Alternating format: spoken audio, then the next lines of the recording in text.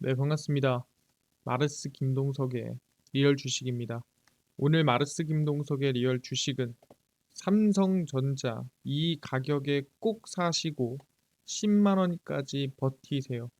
삼성전자를 우리가 어디에 사서 10만 원까지 버틸지, 어디가 최저점인지 오늘 알려드리니까 영상 끝까지 꼭 시청하시길 바라겠습니다. 그 이전에 저희 마르스 김동석의 리얼 주식 유튜브가 여러분들의 사랑으로 빠른 성장 나오고 있습니다. 구독자 8만 명을 향해 달려가고 있고요. 여러분들한테 너무 감사한 마음에 최근에 이슈가 되고 있는 반도체 그리고 AI 그다음에 로봇까지 저희가 시장 전망 관련주까지 총정리한 자료집을 무료로 나눠드리고 있습니다. 이 자료집 받고 싶다 하시면 영상 끝까지 꼭 시청하셔라 말씀드리고 이 자료집은 제가 직접 만든 자료집입니다. 그래서 AI, 반도체, 로봇, 시장 전망부터 관련주까지 모두 무료로 나눠드리니까 꼭 받아가셔라 말씀드리고 여러분들한테 도움되는 영상들도 많이 찍어드리니까 영상 시청하시고 유튜브 구독, 영상 좋아요, 그 다음에 댓글까지 남겨주시면 정말 감사하겠다 말씀을 드리겠습니다. 그럼 오늘의 영상 바로 시작하겠습니다. 삼성전자 이 가격에 꼭 사시고 10만 원까지 버티세요. 어디에 사면 우리가 10만 원까지 우상향 수익을 낼 수 있을지 알려드리니까 꼭 집중하시길 바라겠습니다. 일단 최근에 엔비디아가 실적이 예상치를 상회하면서 급등하는 모습을 보여줬습니다. 엔비디아 2분기 깜짝 실적에 시간의 거래 9% 급등을 했고요. 엔비디아는 회계연도 2분기 135억 1000달러, 약 18조 225억 원의 매출과 주당 2.70달러, 3604원의 이 순이익을 기록을 했습니다. 그래서 월가 전망치가 약 112억 2천만 달러였어요. 그러니까 14조 9,787억 원이었는데 4조 정도를 좀 더 벌었다. 거의 3, 4조 정도를 더 벌었다 볼 수 있을 것 같고 주당 순이익은 한 2,790원 정도 전망을 했는데 3,600원으로 한 30% 정도가 더 상회했다라고 보시면 됩니다. 그러니까 월가에서 생각한 실적이 요 정도였는데 훨씬 더 돈을 잘 번 거죠. 우린 이걸 어닝 서프라이즈라고 하고요. 그러다 보니까 주가가 좀 상승하는 모습을 보였다라는 거예요. 그 이유가 뭐냐? 전 세계적으로 챗 GPT 등 생성형 AI가 큰 인기를 끌면서 H100, A100으로 대표되는 최신 AI 칩이 이끌었습니다. GPU죠. 자, 엔비디아 주가는 뉴욕 증시 시간의 거래에서 9% 이상 급등하며 사상 처음 68만 원, 510달러까지 치솟았습니다. 그래서 엔비디아가 올해 얼마나 상승이 나왔느냐? AI를 얻고 나서 주가가 대략 150달러쯤 있었습니다. 이 150달러의 종목이 지금 얼마까지? 471달러까지 올라갔는데 여기서 지금 시간에서도 9%가 올라가 있는 상태다라고 생각하시면 됩니다. 그래서 엔비디아가 올해만 거의 200% 이상 상승이 나왔고요. 지금 현재로서는 500달러 넘어가면은 그 이상이죠. 그래서 약 200%가량 급등이 나왔는데 사실상 이 엔비디아 200% 그러니까 3배 정도 올라간 거 대비해서 삼성전자나 SK하이닉스는 많이 못 올라갔습니다.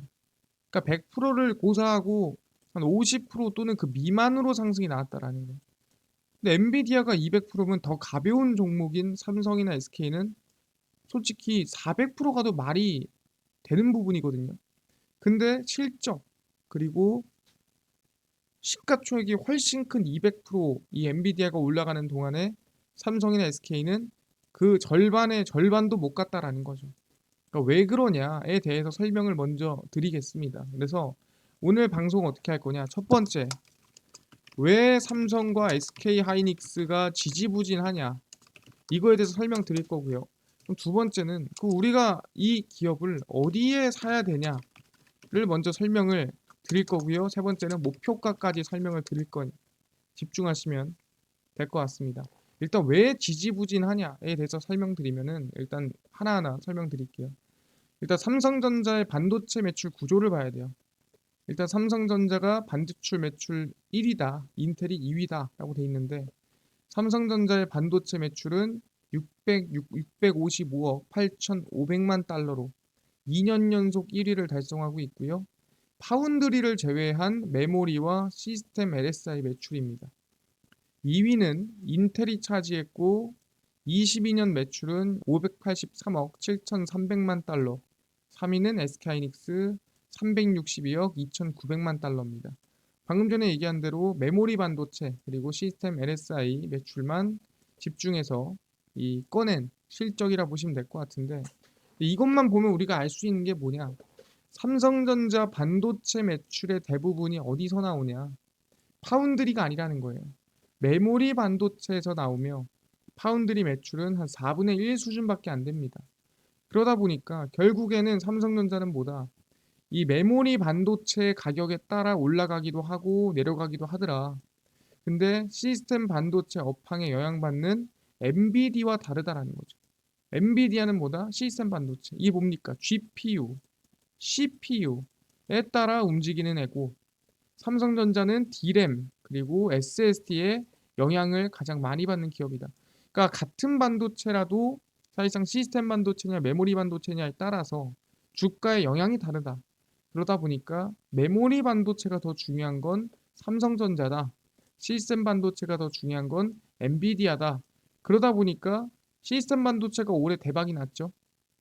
그래서 엔비디아가 200%씩 간 거고 삼성전자가 좀 덜 갔다라고 얘기를 하는 겁니다. 그럼 이제부터는 왜요? 아, 왜 지지부진한 게 알겠다. 아니 근데 메모리 반도체도 잘 되지 않았나요?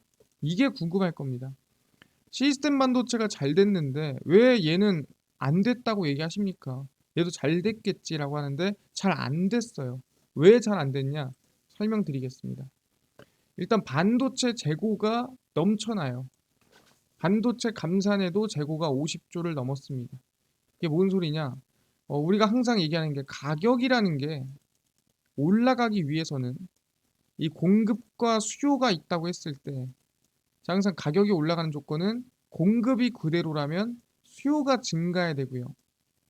아니면 수요가 그대로일 때 공급이 줄어들어야 돼요. 근데 지금 보시면은 반도체를 감산, 공급을 줄였음에도 불구하고 재고가 늘었다라는 거죠. 그러니까 공급을 줄였는데 재고가 남았다는 건 수요도 같이 줄어든 거죠. 그러다 보니까 지금 재고가 넘쳐나고 있다라고 얘기를 하는 겁니다. 올해 6월 말까지 쌓인 삼성전자 반도체 부문, 그러니까 2분기죠. 2분기까지 쌓인 이 SK하이닉스의 재고 자산 합계가 50조 원을 넘어섰습니다. 반도체 산업이 하강 국면에 접어들기 전인 2021년 말 16조 4,551억 원의 2배가 넘는 수준입니다. 거의 3배죠. 올해는 SK에 이어 삼성까지 감산에 돌입했음에도 그러니까 공급을 줄였는데도 지금 재고 자산이 늘어났다라고 보는 거죠. 그래서 2023년은 메모리 업황의 하강 국면이 지속되는 가운데 고객사 재고 정상화와 구매 재개 시점에 따라 업황 반등 시기가 결정될 거다. 그러니까 얘가 언제 반등한다고요? 이 SK와 삼성이 반등을 위해서라면 바로 이 구매 재개 시점. 그러니까 이 반도체, 메모리 반도체를 언제 다시 사니에 대한 부분, 그리고 고객사가 좀 정상화되는 시기가 언제냐, 이게 중요하다라는 거예요. 근데 그 수요와 연관되는 부분이 있습니다. 그게 뭐냐라고 한다면 바로 이거죠. 인텔의 사파이어 래피즈입니다. 그러니까 메모리 반도체라는 것도 우리가 항상 얘기하는 버전이 있어요. 뭐 예를 들어서 뭐 레벨 1, 레벨 2, 레벨 3, 레벨 4, 레벨 5 이렇게 점점 이제 메모리 반도체도 레벨이 거듭하면서 좋아지겠죠. 근데 이 메모리 반도체 레벨 4를 쓰다가 5가 나왔어. 그럼 이걸 쓰고 싶잖아. 그럼 바로 못 써요. 왜 못 쓰냐? 이 4와 연관돼 있는 CPU부터 시작해서 이거를 같이 바꿔줘야 돼요. 싹 바꿔줘야 5를 쓸 수가 있습니다. 그러니까 이 메모리 반도체만 바꾼다고 쓸 수 있는 게 아니에요. 이 메모리 반도체를 꽂을 수 있는 CPU를 사야 됩니다. 그래서 같이 CPU 교체가 들어가야 되는데 반대로 얘기하면은 아무리 내가 메모리 반도체 레벨 4를 개발을 잘 해놨어도 이 4를 꽂을 수 없는 CPU다. 그럼 얘는 쓸 수가 없는 거예요. 이 꽂을 수 있는 CPU를 개발해야 되고 5를 개발했으면 5를 꽂을 수 있는 CPU가 개발이 돼야 되고 출시가 돼야 된다는 거예요. 그래서 여기서 얘기하는 게 뭐다? 가장 최신 메모리 반도체인 DRAM, 그걸 우린 DDR5라고 불러요. 이 DDR5를 꽂을 수 있는 그냥 CPU가 아니라 서버, 흔히 얘기하는 게 우리가 이 데이터 센터에 쓰는 이 서버용 CPU를 사파이어 래피즈라고 부릅니다. 근데 이거를 만들 수 있는 회사가 인텔밖에 없어요. 그러니까 얘네가 만들어야 돼. 얘네가 안 만들면 아무도 못 만듭니다. 그러니까 여기까지 배경 설명이 끝났고요. 인텔의 사파이어 래피즈 출하 재개 DDR5 수요 급증 예고입니다. 이게 뭔 소리냐? 인텔이 4세대 서버용 CPU 4세대인 제온 스케일러블 프로세서 최대 32코어 탑재가 가능한 MCC 제품 출하를 7월에 다시 재개했습니다. 이거를 우리는 뭐라 부르냐? 이 제온 스케일러블 프로세서 4세대 이거를 우리는 사파이어 래피즈라고 얘기를 합니다. 그래서 이 사파이어 래피즈가 언제부터? 7월부터 다시 재개가 됐습니다. 그러니까 재개됐다는 거는 멈춘 시기가 있다라는 거예요. 인텔은 지난 6월 중순부터 이달 초까지, 그러니까 7월 초까지 2주간 해당 제품 출하를 중단했지만 이를 재개했다. 근데 중요한 게 얘네가 대량 생산을 시작한 게 5월이에요. 그러니까 5월부터 생산을 시작했는데 한 달 만에 중단하고 다시 한 달 만에 재개를 한 겁니다.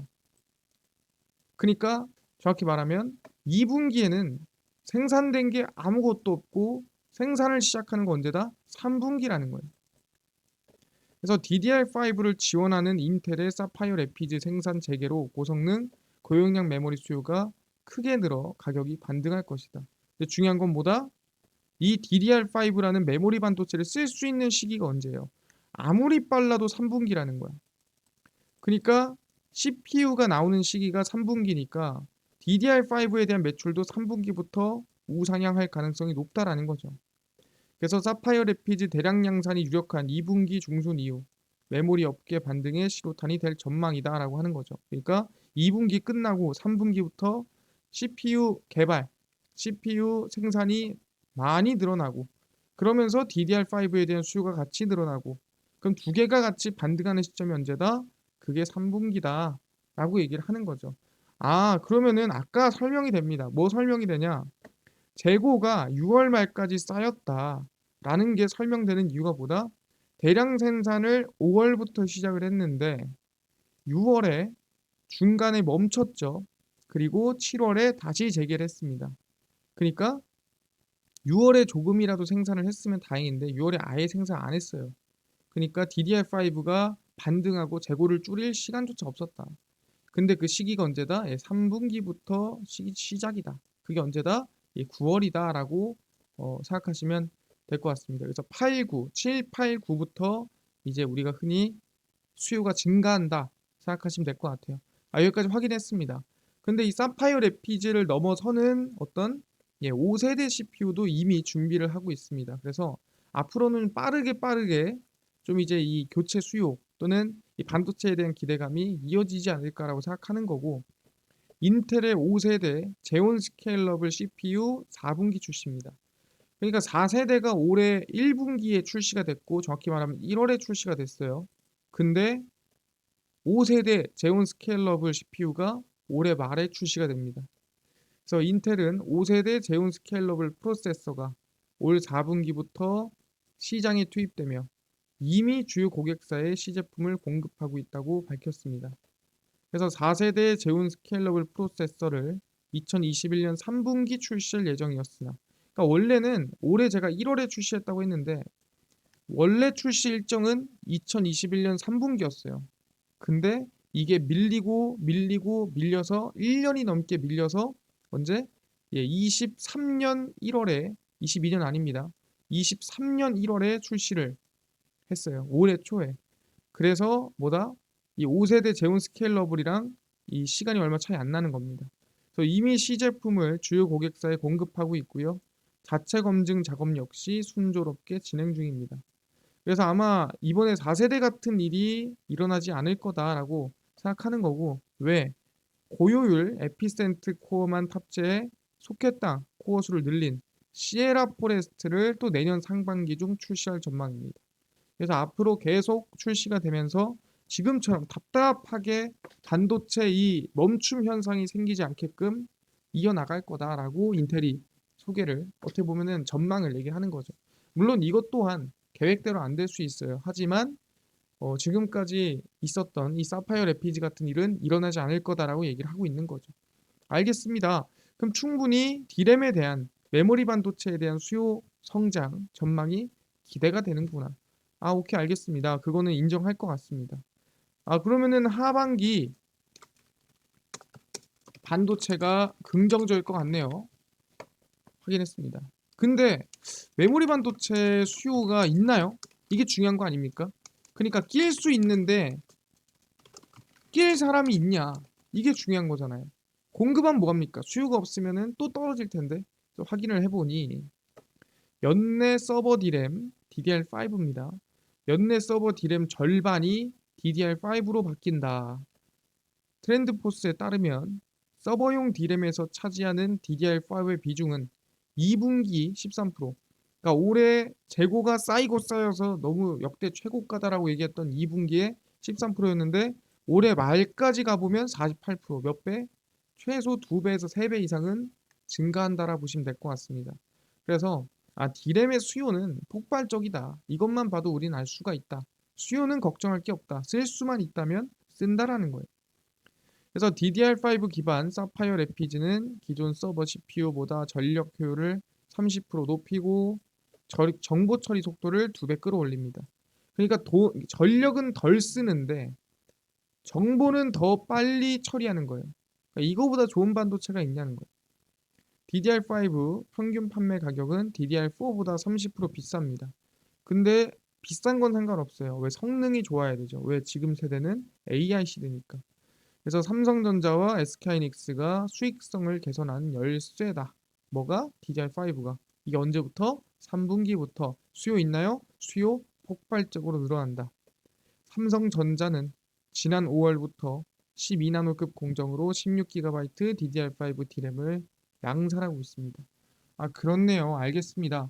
그럼 DDR5 D램 메모리 반도체 삼성전자 SK하이닉스 충분히 해볼만 하겠네요. 수요 하반기까지 폭발적이겠네요. 근데 1등 걸 쓰지 않겠습니까? 1등이 누군데요? 뭐 삼성이나 SK가 1등이 아니면 뭐 다른 1등 회사 거 쓰는 거 아닙니까? 그게 다 얘네 거라는 보장이 있어요? 디램이? 라고 하겠죠. 그래서 등수를 한번 재봤습니다. 누가 1등이니? 라고 보니까 세계 디램 순위입니다.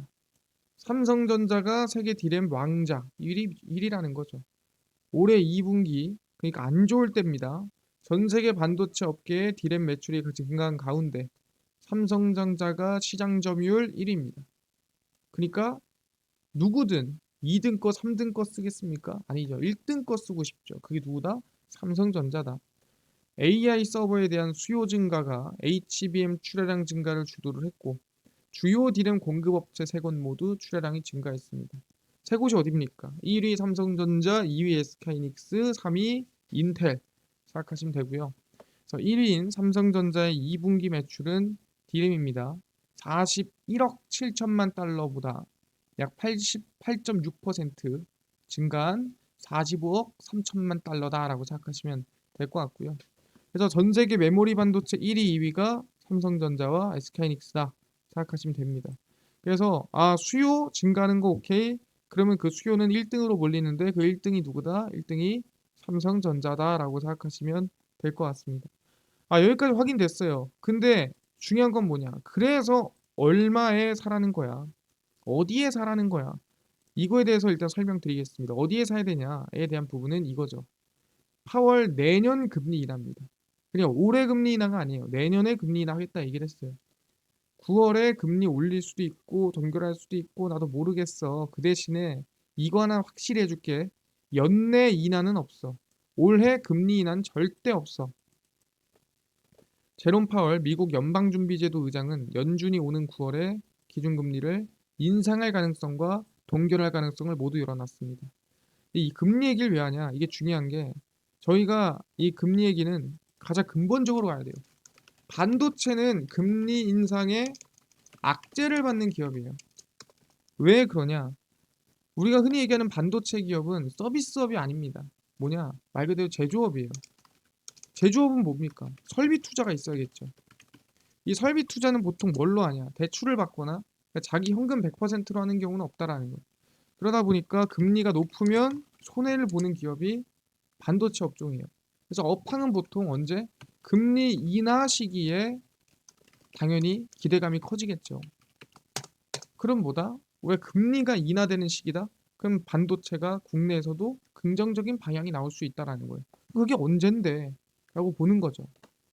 그래서 보니까 인플레이션이 지속적으로 2% 목표를 향해 내려가고 있다고 확신할 때까지 정책을 계속 긴축적으로 유지할 생각이다. 그러니까 일단 당장은 우리가 금리가 동결할지 인상할지 모르겠지만 만약에 인플레이션이 아직 2%를 달성하지 못했다면은 할 수도 있어 라고 하는 거죠. 그래서 일각의 연내 금리 인하 예상에 대해서도 일단은 뭐다? 인하할지 인상할지 뭐 할지 모르겠지만 올해는 절대 인하 안 해. 올해는 아니야. 라고 강조를 했죠. 그래서 통화 긴축 기조가 경기 둔화와 노동시장 약화를 초래할 수 있다면서 현재 연준은 더는 경기 침체를 예상하지 않는다 언급을 했습니다. 여기서 중요한 게 뭐냐? 일단은 연준은 지금 금리 인상 및 동결을 하겠다는 거예요. 근데 금리는 진짜 많이 올랐습니다. 그러니까 더 올리기 힘들어요. 그럼 여기서 뭐가 있어야 되냐? 내년에 금리 인하를 할 명분이 생겨야 돼요. 그게 언제? 올해. 올해 내년에 금리 인하해야 될 명분이 생겨야 됩니다. 그럼 뭔 소리냐? 그럼 올해 4분기에 경기가 안 좋거나 경기 침체가 되거나 뭔가가 발표가 날 가능성이 높다. 그럼 그때가 바로 뭐다? 금리 인하 명분이 생기는 거고 금리 인하 명분이 생기면 반도체한테 호재인데 그럼 이 뭔가 발표 날 때가 밀리는 시기가 될 가능성이 높아요. 뭐 급락이라기보다는 조정이 나올 가능성이 큰데 그때가 바로 삼성전자 매수 시점이다라고 얘기를 한다라는 거죠. 그러면은 그 삼성전자 매수 시점이 어디쯤이겠느냐? 정리를 한 번에 해드리겠습니다. 삼성전자 대응 결론입니다. 사파이어 래피드 생산 재개가 늦어지면서 메모리 반도체 가격 반등도 느려지게 됐고요. 3분기, 4분기 반도체 실적은 긍정적으로 전망되고 메모리 반도체 가격도 상승할 것으로 전망이 됩니다. 그러니까 다 좋아요. 근데 금리 인상 기조에서 금리 인하 기조로 바꾸기 위해서 하반기 한 번의 급락이 있을 것으로 전망이 됩니다. 그래서 언제 삼성전자는 9월 중에서 10월 초 저가 형성 가능성이 높으며 분할 매수를 그 당시에 할 가능성이 충분히 있다라는 거죠. 그러니까 제가 얘기하는 건 뭐냐면 지금 가격도 엄청 높다 이렇게 얘기할 수는 없거든요.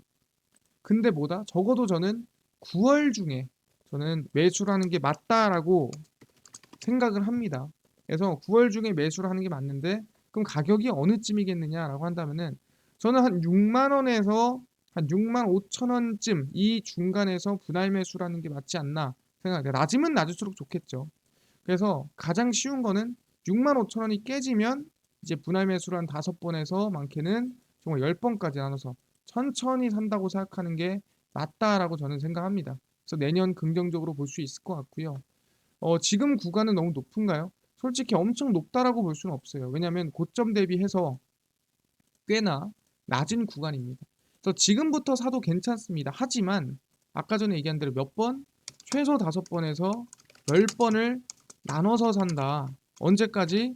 적어도 연말까지 천천히 정말 여러 번 나눠 산다라고 생각할 필요가 있다라고 생각하니까 꼭 알아두시고요. 그 목표가는 얼마로 봐야 되냐? 근데 사실상 목표가를 제가 마음대로 정할 수는 없어요. 하지만 정말 공부를 많이 하시고 저보다 분석을 더 오래 하셨던 분들이 목표가를 모두 제시를 하셨습니다. 그 평균 가격으로 같이 보자는 거죠. 그래서 목표가를 보니까 얼마쯤이냐? KB증권입니다. 삼성전자 95,000원, SK증권입니다. 목표 주가 10만 원 제시했습니다. 하나증권입니다. 95,000원 제시했고요. 하나투자증권입니다. 94,000원, 삼성증권입니다. 9만 원 제시했습니다. 그러니까 지금 보면은 평균이 거의 95,000원쯤 된다라고 볼 수가 있습니다. 그래서 저희는 비슷하게 볼게요. 목표가 95,000원에서 10만 원까지 볼 수 있겠다. 그럼 매수 시기는 언제? 저희는 여기 써 있죠. 9월 중에서 10월 초 저가 형성 가능성이 높으니까 연말까지 분할 매수를 한다면 긍정적이다. 그래서 우리 일반적인 지금 평균 목표가인 얼마까지 95,000원에서 10만 원 목표가 보면서 대응할 수 있겠다 말씀을 드리겠습니다. 알겠습니다. 지금 얘기하신 거 보고 삼성전자 대응해 보겠습니다.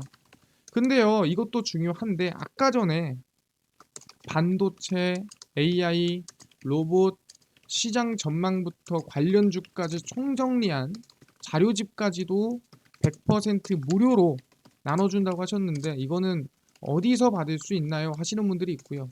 그뿐만 아니라 당일 급등이 예상되는 단타 종목을 매일 무료로 좀 나눠주시고 장 시작 전에 급등이 예상되는 뉴스라든가 시황을 무료로 좀 정리해 주시고 테마주라든가 매매법 강의를 좀 무료로 나눠주세요 하시는 분들이 있어서 김동석 대표가 100% 무료로 나눠드리고 있습니다. 바로 김동석의 리얼 주식 연구소라는 100% 무료 어플에서 나눠드리고 있고요. 이 어플은 아이폰을 씁니다. 앱스토어에서 무료로 설치 가능하고요. 갤럭시를 씁니다. 구글 플레이, 플레이 스토어에서 무료로 설치가 가능합니다. 아니 무료로 설치하고 나면은 전화번호나 개인정보 같은 거 혹시 입력해야 되는 거 아닙니까? 아무것도 입력을 안 해도 되고요. 할 데도 없어요. 그냥 무료로 앱스토어, 구글 플레이에서 사용하시면 됩니다. 그래서 들어오신 다음에 구글 플레이 앱스토어에 김동석의 리얼 주식 연구소라 검색을 하시고요. 그럼 이렇게 김동석의 리얼 주식 연구소가 뜨게 됩니다. 그럼 아까 얘기한 대로 100% 무료로 어플 설치가 가능하니까 꼭꼭꼭 설치를 하셔라 말씀을 드리고요. 설치를 하고 나면은 뭐 전화번호 같은 거 적어야 되느냐? 아무것도 안 적으셔도 되고 적을 데도 없어요. 그러니까 무료로 그냥 어플 설치하시면 된다 말씀을 드리겠습니다. 그래서 무료로 어플 설치를 하고 나면은 이렇게 김동석의 리얼 주식 연구소 어플이 화면에 뜨게 되고요. 당일 리얼 추천주가 당일 급등 예상되는 종목을 무료로 알려드리고요. 급비 분석이 장 시작 전 시황, 급비 자료가 테마주라든가 매매법 무료로 나눠드리고 있습니다. 그리고 아까 전에 말씀드렸던 반도체 그리고 AI 로봇 저희 시장 전망 관련주 자료집 어디서 무료로 받을 수가 있나요? 리얼 추천주 누르시고요. 들어가시면은 저희가 8만 명 감사합니다 하면서 자료 올려놨습니다. 누르고 들어가시면은 맨 밑에 AI 반도체 로봇 자율주행 UAM 전기차 자료집 무료로 나눠드리고 있으니까 모두 받아가시면 좋을 것 같고요. 월가 대가들의 투자법도 총정리하고 있습니다. 이것까지 모두 받아가시면 좋을 것 같습니다. 이뿐만 아니라 리얼 추천주에서는 8월 25일, 24일, 23일, 22일, 21일, 18일 추천주 무료로 나눠드리고 있고요. 급비 분석은 장 시작 전 시황입니다. 해외 증시부터 국내 이슈까지 모두 다 무료로 정리해 드리니까 다른 이슈를 볼 필요가 전혀 없다. 무료로 나눠드리니까 필요 없고요. 급비 자료는 당일에 있었던 이슈 관련주 올려드립니다. A 챗봇 관련주가 움직였다. 왜 움직였으며 어떤 관련주가 있지? 다 올려드립니다. 다 무료거든요. 그래서 김동석의 리얼 주식 연구소고요. 100% 무료 어플입니다. 평생 무료고요. 종목 시황 테마주 강의 다 얻어가시고 이뿐만 아니라 저희 마르스 김동석의 리얼 주식 유튜브 여러분들의 사랑으로 커갑니다. 우리 구독자 8만 명을 향해 달려가고 있으니까요. 유튜브 구독, 영상 좋아요, 그 다음에 댓글까지 남겨주시면 정말 감사하겠다 말씀드리면서 다음번에 더 좋은 영상으로 찾아뵙도록 하겠습니다. 감사합니다.